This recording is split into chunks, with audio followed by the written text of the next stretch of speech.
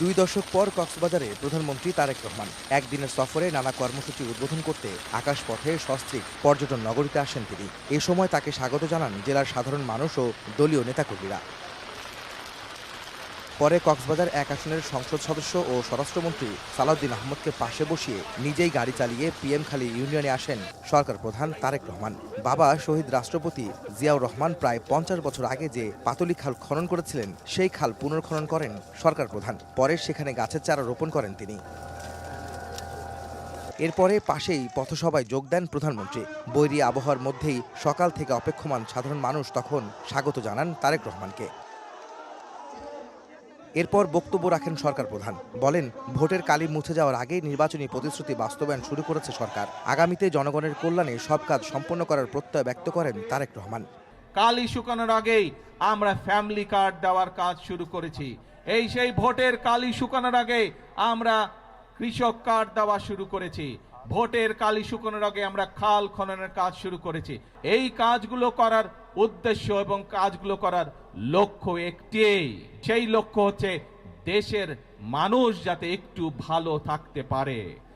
সদ্য পেশ করা 2026-27 অর্থ বছরের বাজেট প্রসঙ্গে প্রধানমন্ত্রী বলেন, অন্যবারের মতো এবার নিত্যপণ্যের দাম বাড়েনি, বরং 7টি পণ্যের কর বাতিল করেছে তার সরকার। প্রতিবার বাজেটের সময় নিত্য প্রয়োজনীয় জিনিসের মূল্য পরের দিনই বৃদ্ধি পায়। এইবার বাজেট দেওয়ার পরে এখন পর্যন্ত কোনো জিনিসের দাম বৃদ্ধি পায়নি। কারণ চাল, ডাল, তেল, নুন সব প্রয়োজনীয় যে জিনিসগুলো আছে তার উপরে যে সকল ট্যাক্স ছিল, বর্তমান সরকার এই 2 দিন আগের বাজেটে 60টি পণ্যের উপর থেকে ট্যাক্স তুলে নিয়েছে, যাতে করে নিত্য প্রয়োজনীয় জিনিসের দাম না বাড়ে। দেশকে যারা অস্থিতিশীল করে জনগণকে বিভ্রান্ত করার চেষ্টা করছে তারাই মূলত গণমুখী বাজেট মানছে না বলেও মন্তব্য করেন সরকার প্রধান। বলেন, যারা মানুষের ভাগ্য উন্নয়নের গতিকে থামাতে চায় তারা জনগণের বন্ধু নয়। যেই বাজেটে ট্যাক্স কমানো হয় সেই বাজেটও বিরোধী দল মানে না। যেই বাজেটে মদের দাম বাড়ানো হয়, যেই বাজেটে সিগারেটের দাম বাড়ানো হয় সেই বাজেটও বিরোধী দলের পছন্দ নয়। তাদের লক্ষ্য বা উদ্দেশ্য দেশের মানুষের পাশে দাঁড়ানো নয়।